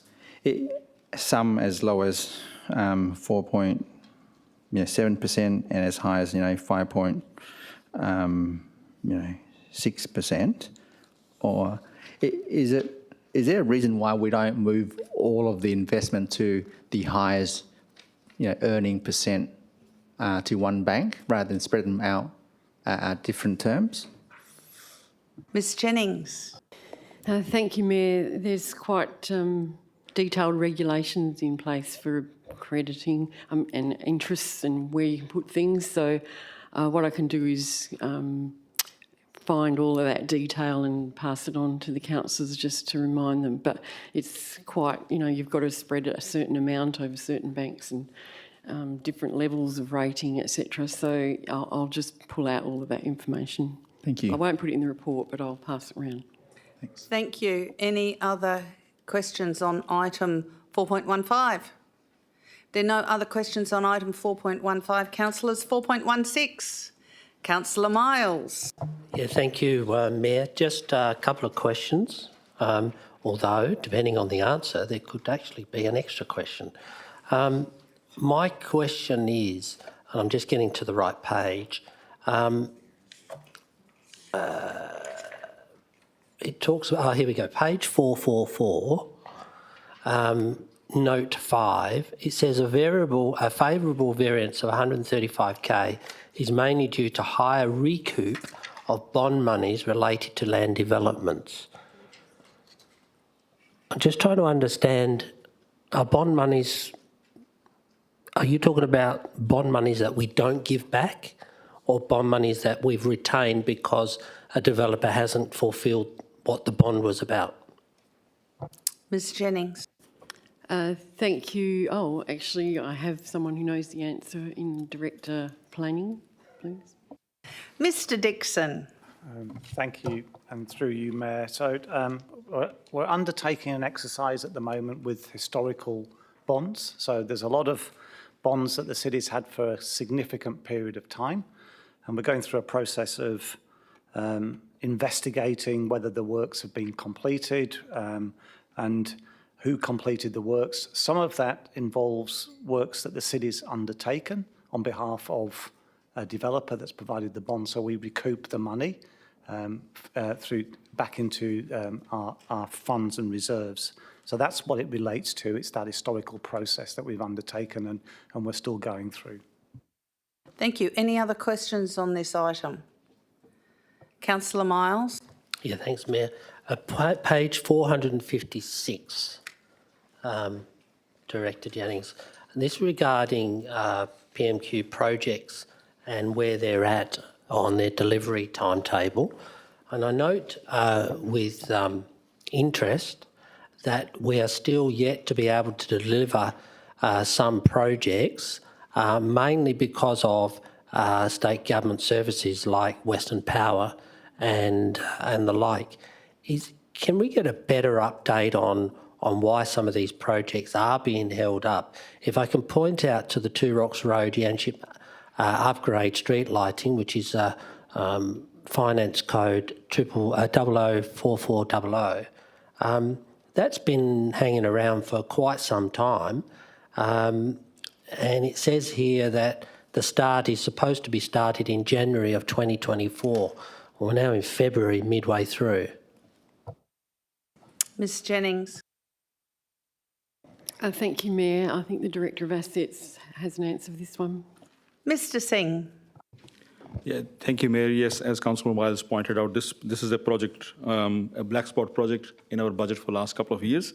We had issues with Western Power not providing us a quote. That has now been received and orders have been placed. And now we're looking at this project to progress in this financial year. Thank you. Councillor Miles. Because of the Western Power delay, has the project costs escalated? I think you have got a $25,000 in there at the moment. Are we still on budget to deliver that project as per the budget outlined? Mr Singh. Thank you, Mayor. I need to just reconfirm the numbers through the project status report, and I'll provide further information on that. Thank you. Any other questions on this item? Okay, item 4.17. Any questions on that item? Councillor Wright. Thank you, Mayor. I'm just querying in regards to the mid-year budget review process. I'm just curious why this doesn't actually come to a council workshop, because I understand that throughout the year after the budget and in between the mid-year review, if councillors have additional requests or things come up through the council meeting agendas, why we don't have a forum to be able to discuss that through a workshop like we would for our budget process. Ms Jennings. Thank you, Mayor. We generally are able to do any of those sorts of things at a monthly report as well. So what happens in the middle of the year is a statutory requirement. It's required in the Act that we do this as soon as possible. So that doesn't preclude or exclude any other things that we can do during the year. But it certainly is, and I think they've even made the timing even faster now with recent changes to the Act. So timing is very difficult. Councillor Wright. Maybe if I can flag maybe for next year to consider a workshop before this gets brought to council for next time, whether it be in late January or early February. Thank you. Any other questions on this item? Councillor Nguyen. Just in relation to the reserves on page 482, in particular the Alkimos community facilities reserves that we've got, around $24 million. Does that include other facilities other than the aquatic and rec centre? Ms Jennings. Thank you, Mayor. Excuse me, are you talking about the Alkimos, the one at the very top of the... Yes. Thank you, Mayor. This is a developer contribution. This is the one that's in the scheme, and I'm sure the Director of Planning can explain a bit more about that one. Mr Dixon. So your question was... No, I was. I'm just not 100% sure what the question was in relation to. So the reserves that's listed on that panel there for about $24 million. Is that set for the Alkimos Aquatic Centre, or does that include other facilities within that area as well? So through you, Mayor, that relates to the developer contributions plan for Alkimos Eglinton. It includes a whole range of facilities. The recreation centre is the first facility that we will deliver with the funds. Thank you. Any other questions on this item? Deputy Mayor Rowe. Thank you, Mayor. These questions were sent to the administration in advance, and naturally, because this is our one opportunity to ask about items in the budget and seek an update on the Capital Works program, just with your indulgence, I have about 5 questions, so I'm happy for you to flick around to give other people the chance to ask. I first wanted to ask the administration on an update in terms of the project PR 4388, Girraween Avenue upgrade of the road from Hudson Avenue to Nanovich Avenue. That would be Mr Singh. Yeah, thank you, Mayor. This project is currently under design. It has been impacted by some of the constraints with some mature trees in the median there. As probably some of you may have seen, Girraween Avenue has got a median treatment, which has got some mature trees which were planted 20 plus years ago. They are now damaging the infrastructure there. So we are looking at design which may or may not include the trees and how that can be impacted. So we will look at reaching a solution on that one and provide further update to council members once we have a couple of options developed with trees or without trees, or what else is possible in that particular location. Thank you, Deputy Mayor Rowe. The second project, Mayor, is PR 4202, Montrose Park, Girraween upgrade change room and renewal of the tennis court. Mr Singh. Thank you, Mayor. These projects have progressed to a detailed design, and we're looking at construction procurement commencing in April 2024. We have, in this particular instance, we have received a temporary connection from Western Power. We're still waiting for the permanent connection, but temporary connection will be sufficient for us to complete the project. So we're looking at going for construction tender around April 2024, and then construction will take care in the, from months after that. We will be advising the stakeholder groups with the construction program as soon as tenders are available. Thank you, Deputy Mayor Rowe.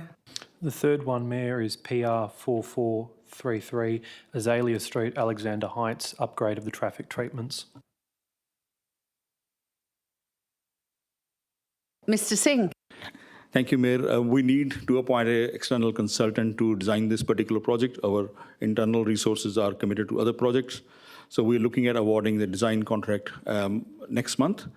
And once the design is completed, we need to engage with Western Power, which is kind of going to be an issue we anticipate at this stage, given that Western Power's got long delays. So this project is likely to be away up to, I think, later in 24-25 or 25-26. Deputy Mayor Rowe. The fourth project, Mayor, is PR 4435, Montrose Avenue, Mirrabooka Ave, Kandoola Ave, upgrade of the intersection. Mr Singh. Thank you, Mayor. This is one of the projects, again, impacted by Western Power delay. They have given us an indication that Western Power design is likely to be made available next financial year. We haven't been given the likely time frame. It just says next financial year.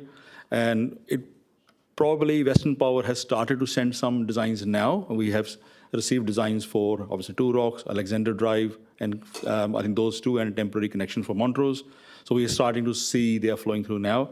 So the indications are that construction will be in the second half of 24-25.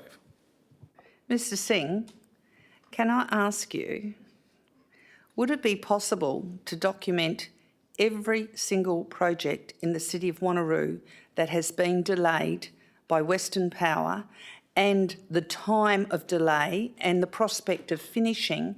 And can we put that together in a letter that we can send to the Minister? And I know I can't do a motion on notice, but this is ridiculous. So many of our projects are being deferred because Western Power has not been resourced or not been doing it in a timely fashion.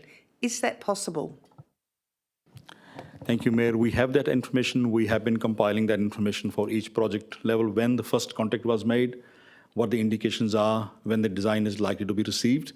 We have been through various advocacy channels. We did send a letter through your office to the Minister, I think about 6 months ago, but we can use a new information latest status on those projects and send another letter to the Minister for I think, energy in this case, and also seek a further update from them.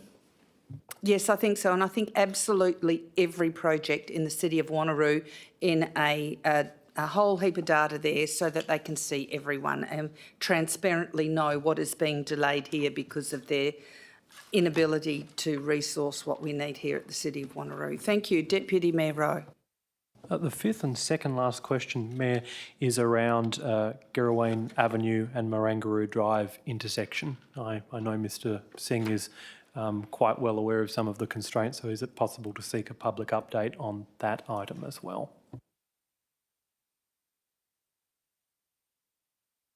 Mr Singh.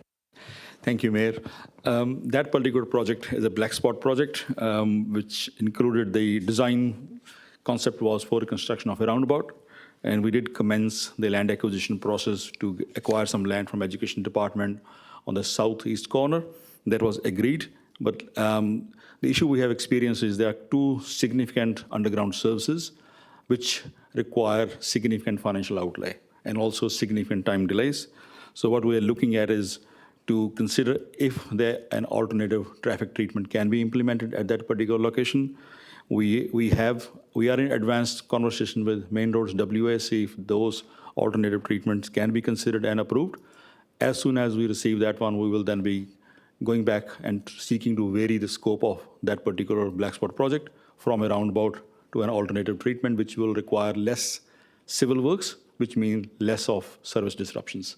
So at this stage, I can't give you exact time frame. As soon as we hear back from Main Roads, but there are basically two different sections in Main Road. One is they look at alternative treatments. Second one looks at the variation of the scope of the approved black spots. So as soon as we receive the information on the alternative treatment, we'll be going back to seeking the variation to the funding agreement. Thank you, Mr Singh. Deputy Mayor Rowe. Thanks, Mayor, and this is the last question, and I do apologise, it's delivered rather bluntly.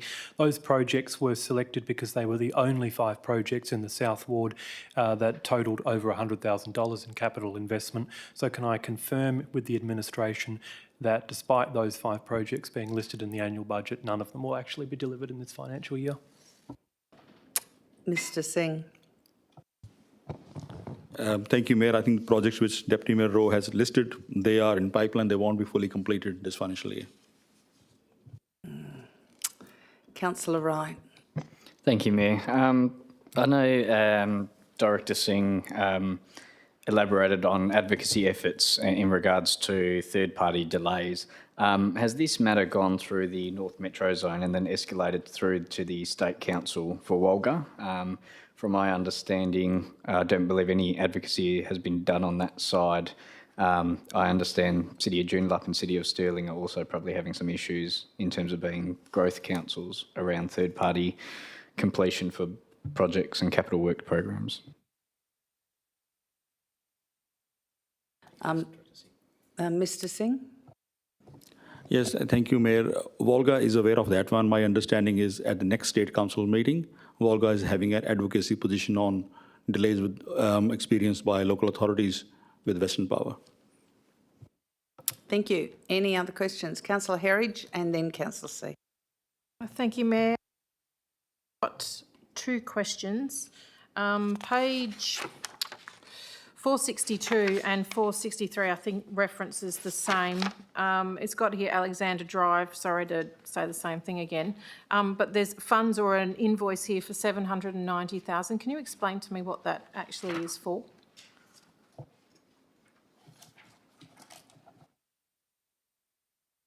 Jennings.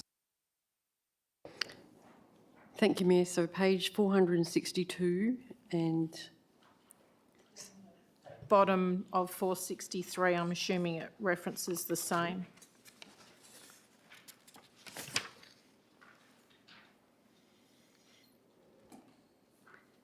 And sorry, which project is it? It says the Alexander Drive Lansdale Shared Pathway. It's got a Western Power invoice. Just wondering, because nothing's been done, what was an invoice for? Thank you. Mr Singh has got his hand up. Mr Singh. Thank you, Mayor. As I just mentioned earlier, we have received a quote from Western Power for their infrastructure relocation in Alexander Drive for the construction of dual-use path on the western side. So we are going to pay their invoice, and that's the funding requirement to bring forward the funds into the budget. They are being funded through the town planning scheme, Cell 9. Thank you. Councillor Herridge. So I'm getting that right. We're paying them for something that they're delaying in doing for us. Is that right? Mr Singh. Thank you, Mayor. The way Western Power does is they will do the design, give us a quote for the works they'll have to do now, the actual construction works for their infrastructure. So they've given us the price. We're going to pay that for them to undertake those works.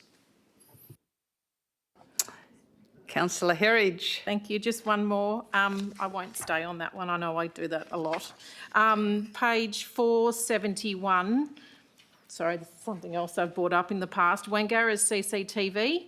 I know this is another Western Power, but there's more funds. I thought we were just waiting for a connection.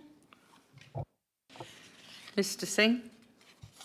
Thank you, Mayor. That's my understanding. I think the poles are in, the cameras are in.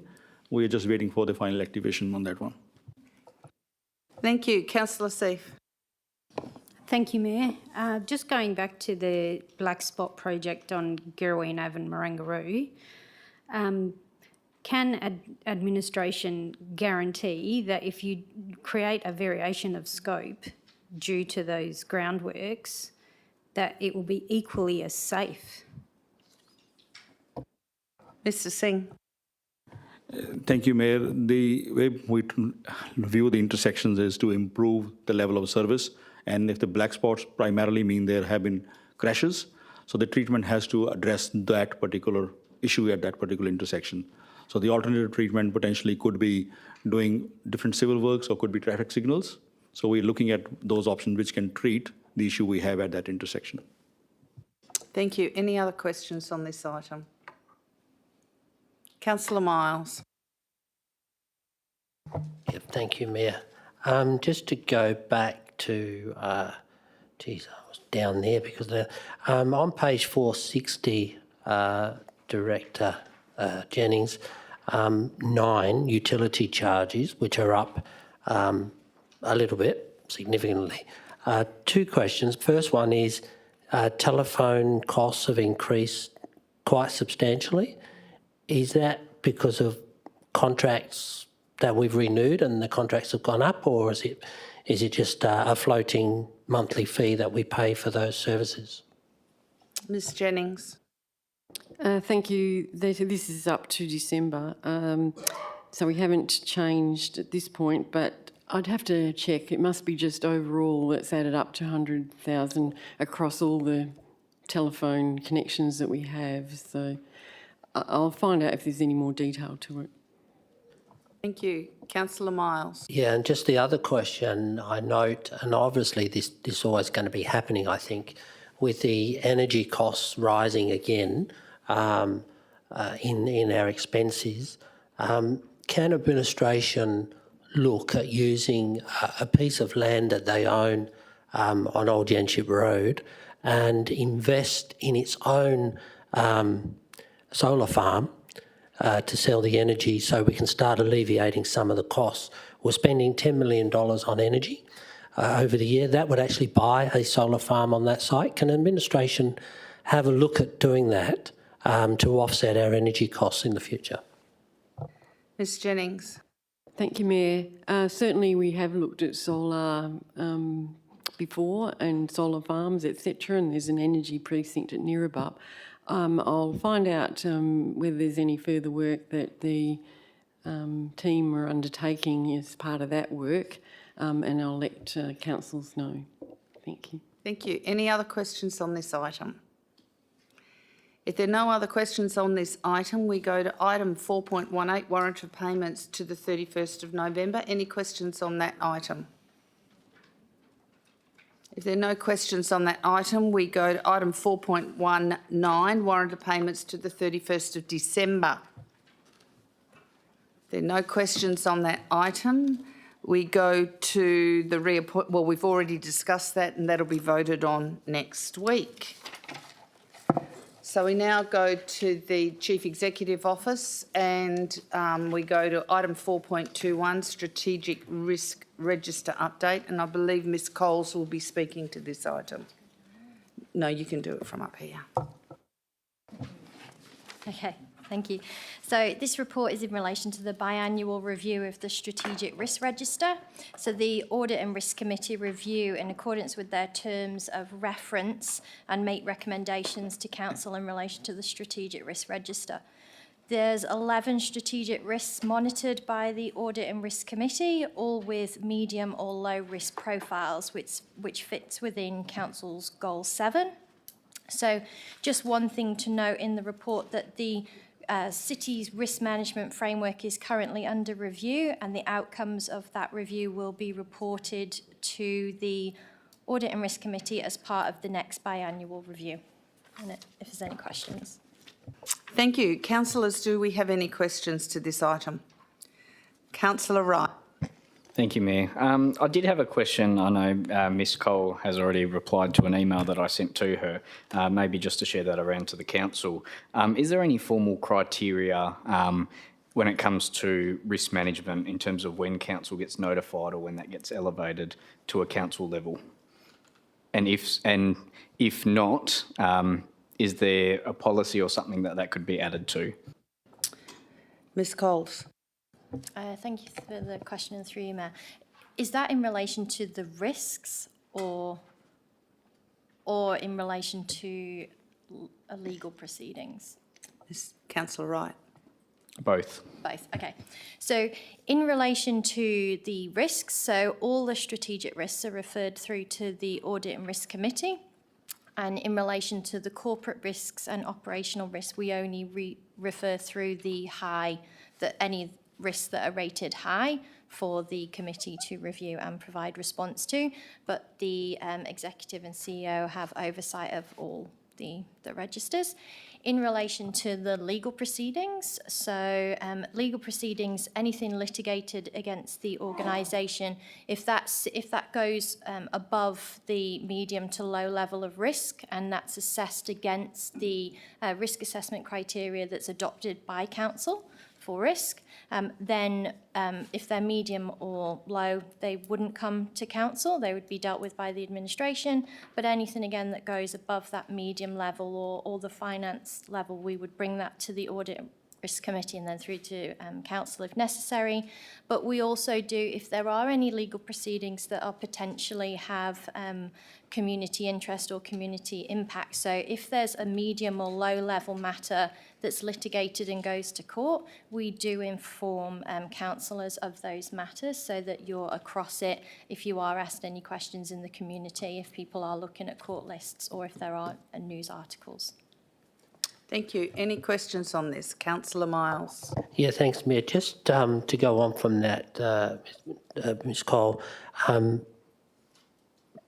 whilst I acknowledge that if the city, for whatever reason, might be in a position to be sued by somebody, you would obviously notify council of that effect.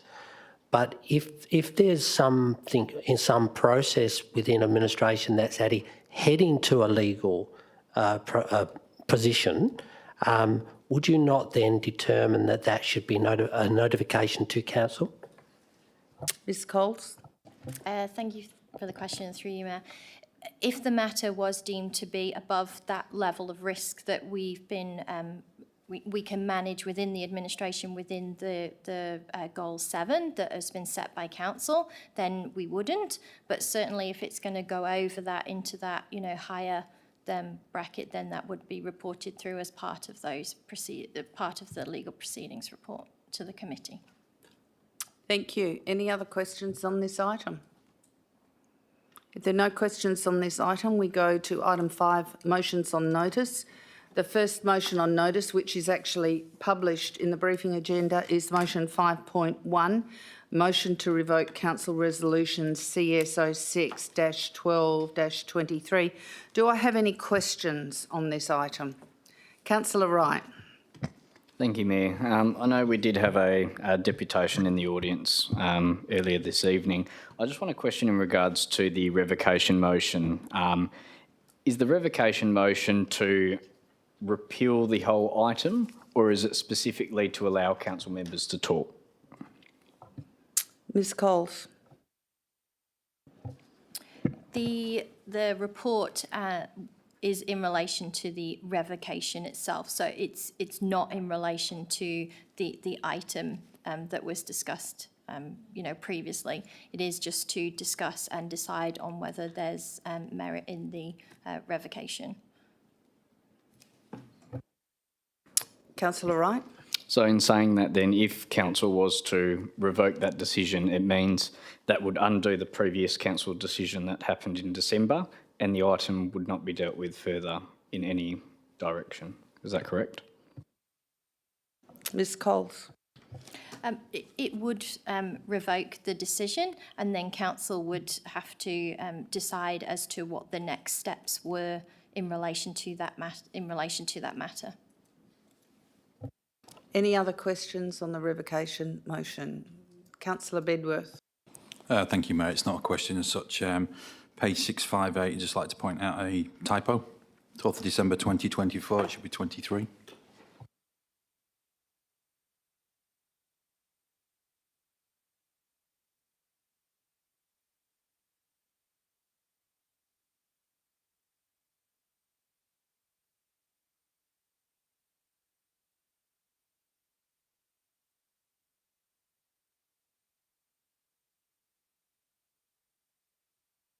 Any other questions on that item? Deputy Mayor Rowe. Thank you, Mayor. Just in terms of page 663 of the agenda proper, which is the revocation notice, in terms of the reasons, it begins by noting that the local community who do not support the lease. I'm wondering if administration has ever been provided with a description of what constitutes the local community, whether that's the petitioners, the suburb, whether that's the ward, or whether that's the entire district at large. Mr CEO. Thank you, Mayor. This is the documentation that we received. We didn't receive any other supporting documentation providing a petition or anything like that. However, you may like to refer that question to either the mover or the seconder. They may be able to clarify. Would you like to respond? I was going to ask, Mayor, would you be happy for that question to be referred in this briefing session, or would you prefer it next week? I think it would be a better clarification for the decision to be made if it was answered this week. So, Councillor Bedworth, would you like to respond to the Deputy Mayor's question? Thank you, Mayor. Yeah. In terms of this, the definition of a local community would be as per the dictionary, in terms of local to the city of Wanneroo and the area in question. So, does that help you? Thank you. Thank you. Any other questions on this motion? There are no other questions on this motion. We go to 5.2, Councillor Wright's Intergenerational Practice Program. This has been published. Do we have any questions on this motion on notice? Or questions to Councillor Wright? If we have no questions to this motion on notice, I go to 5.3. We have not received it in writing to be published in time for the agenda.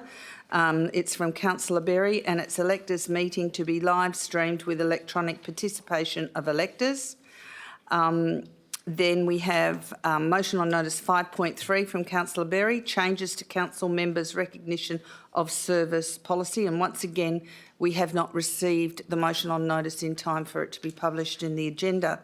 Item 6, late reports to be circulated under a separate cover. We have none.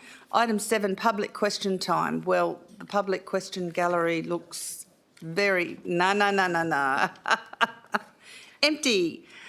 So therefore, item 8, confidential. We haven't got any. So I'm about to go over my page. The date of the next meeting is 6 p.m. on the 20th of February 2024 to be held at Council Chambers, Civic Centre, 23 Dundebar Road, Wanneroo. It will be the ordinary council meeting, and I declare the meeting closed at 8:21 p.m. Thank you.